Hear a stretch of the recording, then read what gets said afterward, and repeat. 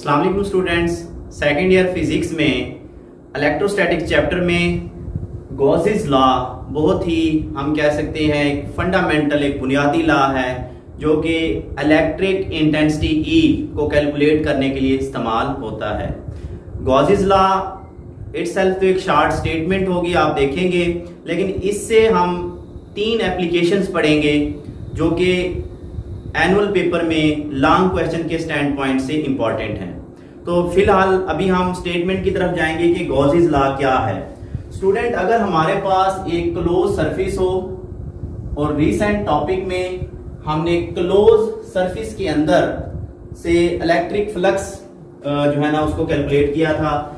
इस close surface में कुछ चार्जेस हैं, ये Q1, ये Q2, charge Q3, Q4, Qn, इस तरह से ये चार्जेस हैं। अब हम इन चार्जेस की वजह से फ्लक्स, इलेक्ट्रिक फ्लक्स कैलकुलेट करना चाहते हैं। तो गॉस कहता है कि जो इलेक्ट्रिक फ्लक्स होगा वो होगा 1/ε0 मल्टीप्लाइड बाई टोटल जितना चार्ज होगा, multiplied by total charge enclose by the surface. यही गॉसेस लॉ है कि गॉस कहता है कि electric flux through a close surface is equal to 1/ε0 times total charge enclose by the surface. तो हम डेफिनेशन करेंगे, द इलेक्ट्रिक फ्लक्स या total flux through a closed surface is equal to किसके इक्वल है जी? 1/ε0 times the total charge close by the surface, time the total charge closed by surface. इसको अगर मैं मैथमेटिकली लिखूंगा, आपको मैं वैसे भी बता चुका हूं कि गॉस कहता है टोटल फ्लक्स बराबर होता है 1/ε0 टाइम्स टोटल चार्ज। यहां पे जो कैपिटल Q है ये टोटल चार्ज को ज़ाहिर करता है। अब हम इसको अगर मैथमेटिकली प्रूव करेंगे तो देखें, let I say that we have a close surface containing large number of n number of charges. So इन चार्जेस का जो टोटल फ्लक्स होगा, टोटल फ्लक्स वो बराबर होगा पहले चार्ज का फ्लक्स φ1 प्लस इस दूसरे चार्ज का जो फ्लक्स होगा वो हो जाएगा φ2 प्लस तीसरे का फ्लक्स φ3 अप टू φn। पिछले टॉपिक जो आपने रिसेंट पढ़ा है उसमें मैंने फ्लक्स का फार्मूला बताया था। आप जानते हैं कि जो इलेक्ट्रिक फ्लक्स होता है φ वो बराबर होता है Q/ε0। तो पहले चार्ज की वजह से जो फ्लक्स होगा φ1 वो बराबर होगा Q1/ε0 और जो n चार्ज की वजह से फ्लक्स होगा φn वो बराबर होगा Qn/ε0। ये वैल्यूज यहां पे दर्ज करते हैं तो मेरे पास net flux is equal to, इसकी जगह आ जाएगा Q1/ε0 प्लस Q2/ε0, तीसरे की वजह से Q3/ε0 अप टू Qn/ε0। हाँ जी, क्या करेंगे अब यहां से हम 1/ε0 को कॉमन ले लें तो total flux is equal to 1/ε0 common, अंदर ब्रैकेट में Q1 plus Q2 plus Q3 up to Qn। अब अगर हम इन तमाम चार्जेस को जमा कर दें, जैसे कि हम जानते हैं Q1 plus Q2 plus Q3 up to Qn is equal to Q। ये क्या है? ये है टोटल चार्ज। देखें ना, Q1 plus Q2 plus Q3 Q4, तो इन तमाम को एड अप करेंगे, एड अप करके हमारे पास क्या आएगा? Total charge. सो मेरे पास flux is equal to 1/ε0 into Q1, ये किसके बराबर है? Total charge. यही गॉसेस लॉ है। गॉस भी यही कह रहा है कि total flux is equal to 1/ε0 times the total charge enclosed by the surface. इसमें एमसीक्यू याद रखना, एक तो याद रखना कि Gauss law is only for close surface, ये एप्लीकेबल होता है फॉर क्लोज सरफेस। ये दूसरा एमसीक्यू अगर हम देखें, चार्जेस की मैग्नीट्यूड अगर ज्यादा हो जाएगी तो फ्लक्स भी ज्यादा हो जाएगा, तो इसमें इसको याद करेंगे। एक और यहां पे मैं आपसे पॉइंट शेयर करना चाहूंगा कि चार्ज की जो मीडियम है, जो जिसमें चार्ज को रखा गया है, वो भी फ्लक्स के ऊपर जो है ना हम कह सकते हैं इफेक्ट करता है। इसके अलावा गॉसेस लॉ को यूज किस लिए करते हैं?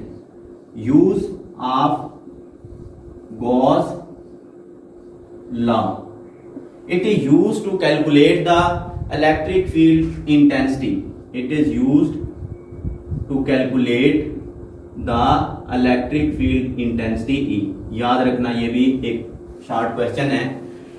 Gauss's law is used to calculate the electric field intensity E. वो कैसे कैलकुलेट करते हैं आगे ये एप्लीकेशंस में आएगा।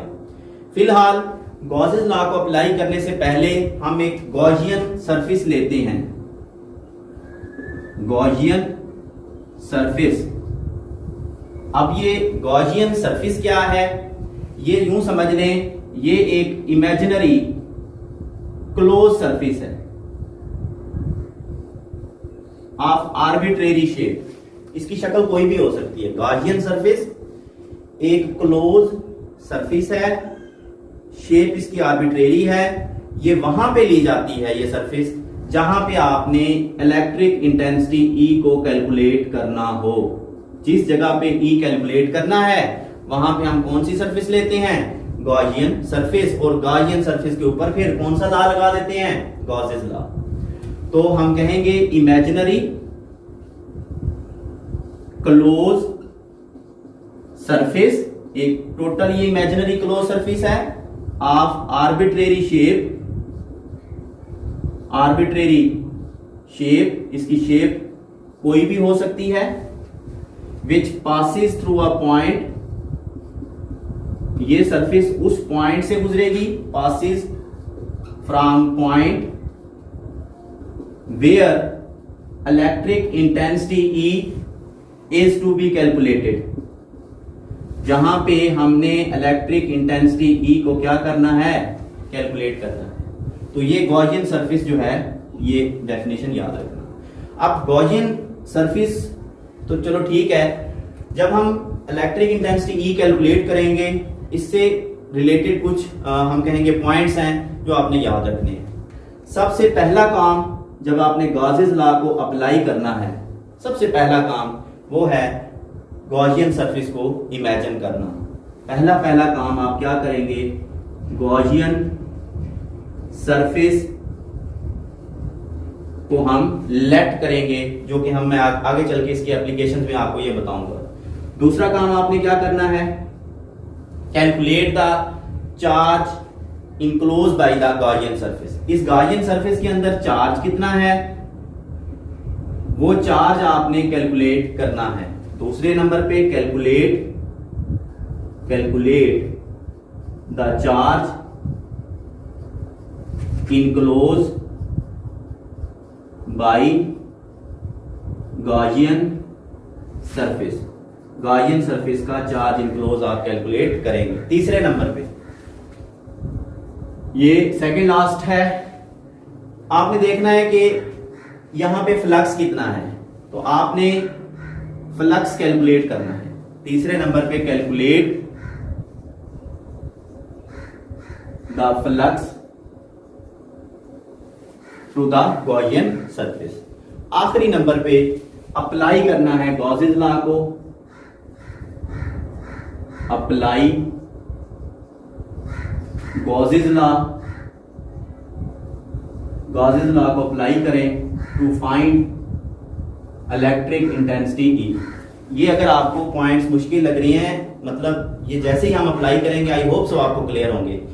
तो गॉस लॉ को अप्लाई करने के लिए 4 पॉइंट हैं। सबसे पहला काम गॉसियन सरफेस को इमेजिन करें। दूसरा काम उसके अंदर गॉसियन सरफेस के अंदर से चार्ज देखें कितना क्लोज है। तीसरे नंबर पे कैलकुलेट द इलेक्ट्रिक फ्लक्स देखें, फ्लक्स कितना है, चौथा और आखिरी काम, गॉसेस लॉ को अप्लाई करें और इंटेंसिटी कैलकुलेट कर लें। इसकी पहली एप्लीकेशन मैं पढ़ाऊंगा आपको यहाँ पे, electric field intensity E due to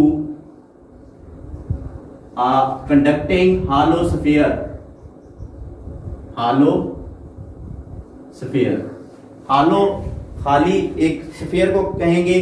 for example हमारे पास फुटबॉल की तरह का ये एक कंडक्टिंग स्फीयर है, यानी ये कंडक्ट कर सकता है, और पॉजिटिव चार्जेस इसकी सरफेस के ऊपर बिछाए गए हैं। हम इसके अंदर यहां पे इलेक्ट्रिक इंटेंसिटी E कितनी है वो कैलकुलेट करना चाहते हैं, यानी इसके अंदर कितनी इलेक्ट्रिक फील्ड लाइंस पास हो रही हैं, उन लाइंस की तादाद को देखना चाहते हैं। अब सिचुएशन पहले क्लियर कर दें। मान लें इस स्फीयर का जो रेडियस है वो मान लें कैपिटल R है, तो मैं लिखूंगा let we have a conducting sphere, हमारे पास एक कंडक्टिंग स्फीयर है ऑफ रेडियस, रेडियस कितना है उसका R, ठीक हो गया, और पॉजिटिव चार्जेस आर स्प्रिंकल्ड, उनको हमने स्प्रे कर दिया है ओवर द सरफेस। इस कंडक्टिंग स्फीयर की सरफेस के ऊपर हमने कौन से चार्जेस को स्प्रे कर दिया है, पॉजिटिव चार्जेस को।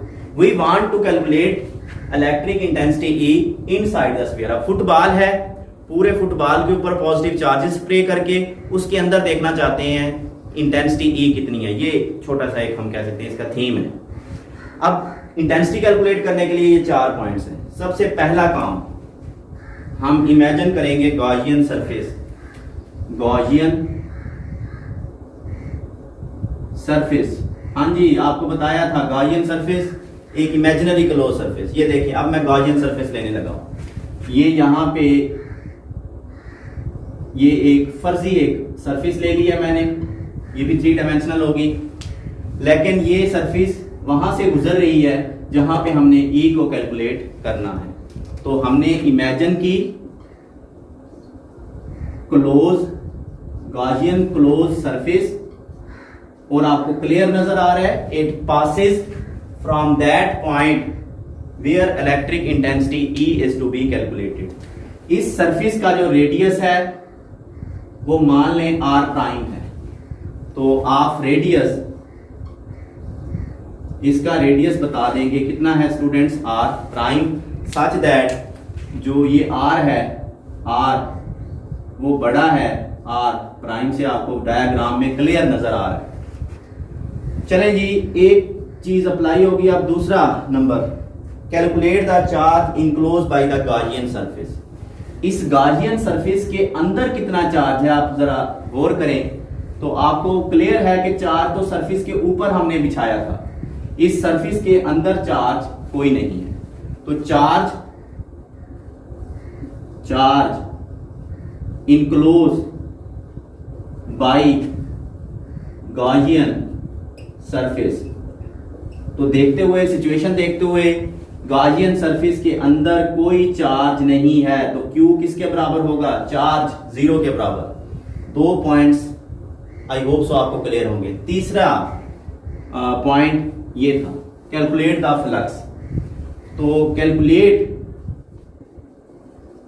द फ्लक्स, अब जब आपको फ्लक्स वाला टॉपिक पढ़ाया गया है तो आपको बताया था कि इलेक्ट्रिक फ्लक्स बराबर होता है E dot A, the dot product of electric intensity E and area vector A।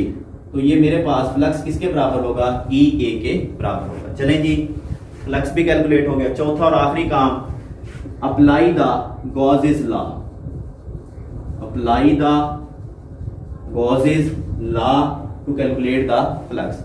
तो गॉसेस लॉ के मुताबिक इलेक्ट्रिक फ्लक्स किसके बराबर होता है, ये देखें 1/ε0 टाइम्स द टोटल चार्ज, ठीक है।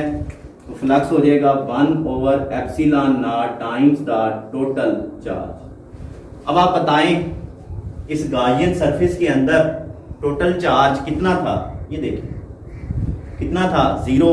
तो इस Q की जगह क्या आ जाएगा, 0, तो मेरे पास total flux is equal to 0 over epsilon naught. इसका मतलब है total flux is equal to 0। तो फ्लक्स टोटल क्या है, 0 के बराबर है। अब इसको मैं कह देता हूं इक्वेशन 1 और इसको मैं कह देता हूं से इक्वेशन नंबर 2। अब देखें ये 1 और 2 को अगर आप कंपेयर करें तो ये लेफ्ट में फ्लक्स है और ये भी फ्लक्स है। तो कंपेयर करने से कंपेयर इक्वेशन 1 एंड इक्वेशन 2, तो मेरे पास ये लेफ्ट साइड सेम है तो ई ए बराबर आ जाएगा 0 के। मैथमेटिक्स में दो पैरामीटर्स मल्टीप्लाई हो रहे हैं, जवाब 0 आ रहा है। अब या तो E 0 है